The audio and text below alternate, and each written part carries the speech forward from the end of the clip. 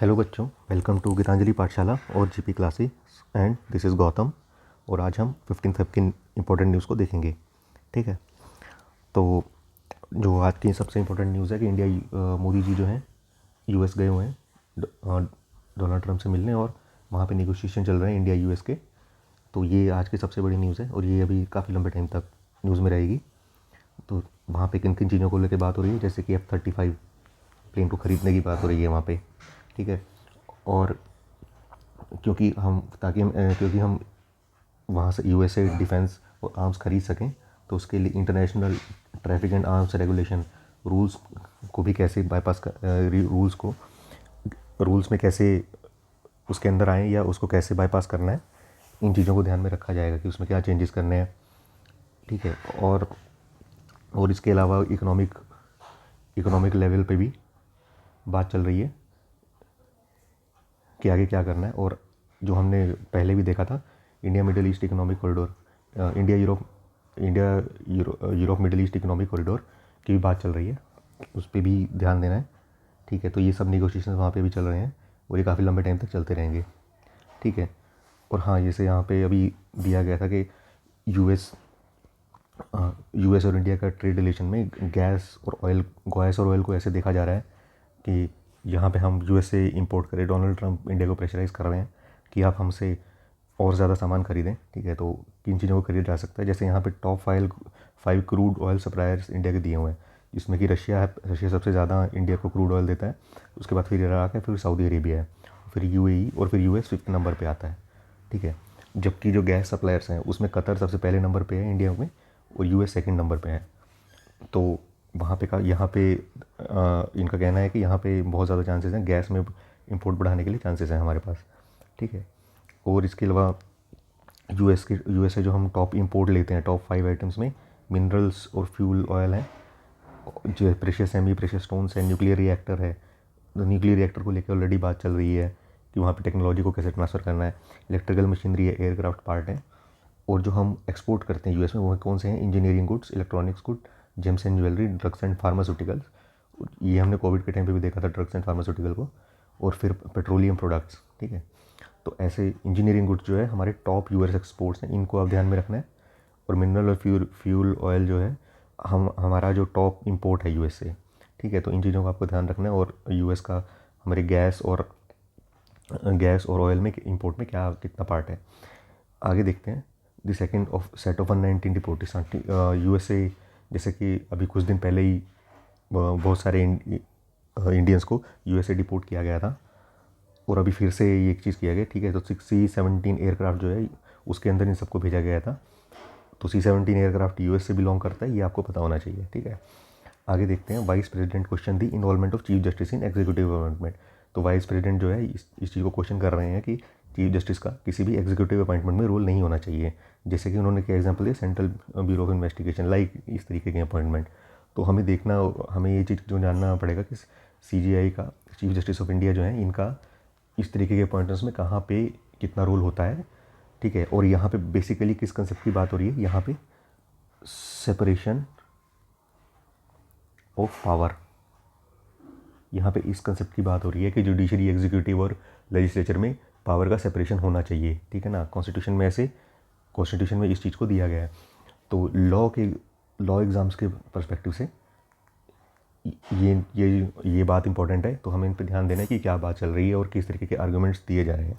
ठीक है, जैसे यहाँ पे इनका क्या कहना है कि he remark that executive governance by judicial decree is a constitutional paradox. तो इस तरीके की टर्म्स आपको जब क्लैट में जो कि पैराग्राफ बेस्ड क्वेश्चन आएंगे, तो उसमें आपको इस तरीके के पैराग्राफ दिए जा सकते हैं। जैसे कि यहाँ पे दिए गए, executive governance by judicial decree is a constitutional paradox that largest democracy on the planet cannot afford any longer with institution forget their bound democracy is remembered by ones of their forgetfulness. This forgetfulness impart the constitution in research harmony synergy approach to be think surely a concert of chaos was never in the contempt of the founding fathers of the constitutional and consultation without institutional coordination is mere constitutional tokenism. तो ये सब छोटे छोटे terms आपको देखने हैं। ठीक है, कि क्या क्या चीज़ें इसमें बात की गई है। और इसके बाद आगे देखते हैं। आगे क्या दिया हुआ है कि पिलग्रिम मीट क्लाइमेट चेंज। तो यहाँ पे बेसिकली किस चीज़ की बात हो रही है, यहाँ पे गंगा सागर मेला की बात हो रही है। गंगा सागर मेला कहाँ होता है, सागर आइलैंड। सागर आइलैंड कहाँ है, वेस्ट बंगाल में।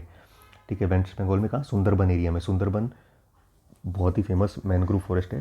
ठीक है, तो ये आपको पता होना चाहिए कि वहाँ पे सुंदरबन में स्पेशल टाइप के टाइगर्स भी मिलते हैं। तो ये सुंदरबन बहुत ही इंपॉर्टेंट चीज़ है। और वहाँ पे कपिल मुनि का टेम्पल भी है, ये चीज़ आपको पता होनी चाहिए।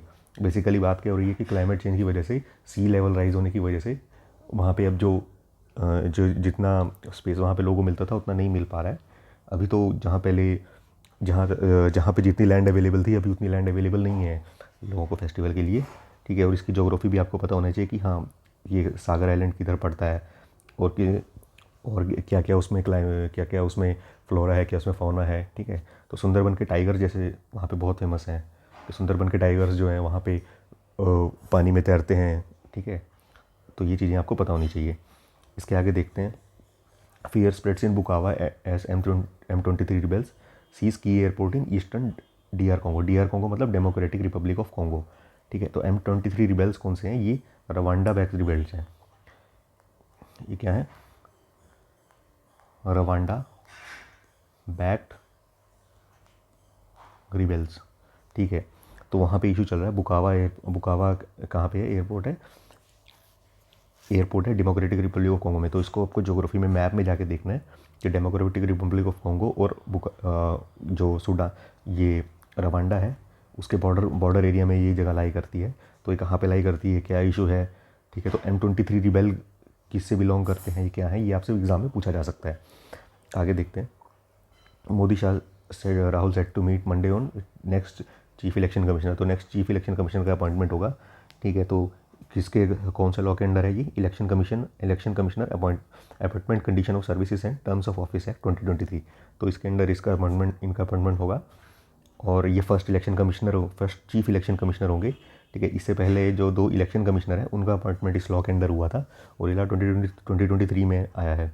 ठीक है, तो आपको पता होना चाहिए कि चीफ इलेक्शन कमिश्नर के अपॉइंटमेंट में या इलेक्शन कमिश्नर के अपॉइंटमेंट में कौन कौन से लोग पार्ट लेते हैं। तो उसमें कमेटी बनती है जिसके प्राइम मिनिस्टर जिसके पार्ट होते हैं, लीडर ऑफ अपोजिशन भी होते हैं जो कि राहुल गांधी जी हैं। ठीक है ना, तो वो ये और कौन से लोग हैं ये सब आपको जाके देखना है। ठीक है, आगे देखते हैं, outer shell of Chernobyl nuclear plant damage by drone radiation normal. ठीक है, तो ये बेसिकली शर्नोबिल न्यूक्लियर प्लांट कहाँ है, ये यूक्रेन में है। ठीक है, ये बहुत ही बड़ा डिज़ास्टर हुआ था बहुत पहले, तो बहुत पुरानी ऑलमोस्ट 70s की बात है ये। और ये यहाँ पे जब भी कुछ होता है, जब भी यहाँ पे कुछ इशू होता है तो हमेशा न्यूज़ में आता है। तो आपको पता होना चाहिए, इंटरनेशनल एटॉमिक एनर्जी एजेंसी के बारे में पता होना चाहिए, जो कि UN international atomic energy agency जो है इसका क्या रोल है सिविल न्यूक्लियर पावर में। तो ये आपको आइडिया होना चाहिए, ये आप जाके न्यूज़ पे सर्च करना है। ठीक है, इसके अलावा क्या है, तीसरा dam is no longer shadow. तो ये आर्टिकल आया था द हिंदू में। ठीक है, तो तीसरा पे डैम की बात हो रही है। तो बेसिकली क्या, ग्लेशियर लेक आउटबर्स्ट हुआ था अक्टूबर 2023 में। कहाँ पे, साउथ लोहांग लेक के आसपास, जहाँ पे डैम टूट गया था। कहाँ पे है ये जगह,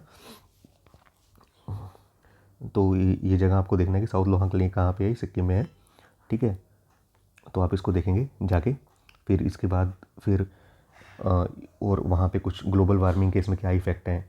ठीक है, तो एक्सपर्ट्स की क्या राय है और लार्जर पिक्चर क्या है कि लोगों का लिवलीहुड वहाँ पे कैसा अफेक्ट होता है। ठीक है, तो क्या क्या आर्गूमेंट्स दिए गए, ये आपको थोड़ा देर आप इसको देख सकते हैं फॉर दी क्लैट एग्ज़ाम। ठीक है, बट आपको इसकी ज्योग्राफी पता होनी चाहिए कि तीस्ता डैम कौन सी रिवर के ऊपर है, कहाँ पे है, और साउथ लोहांग लेक कहाँ पे है, ये सब आपको जाके देखना है।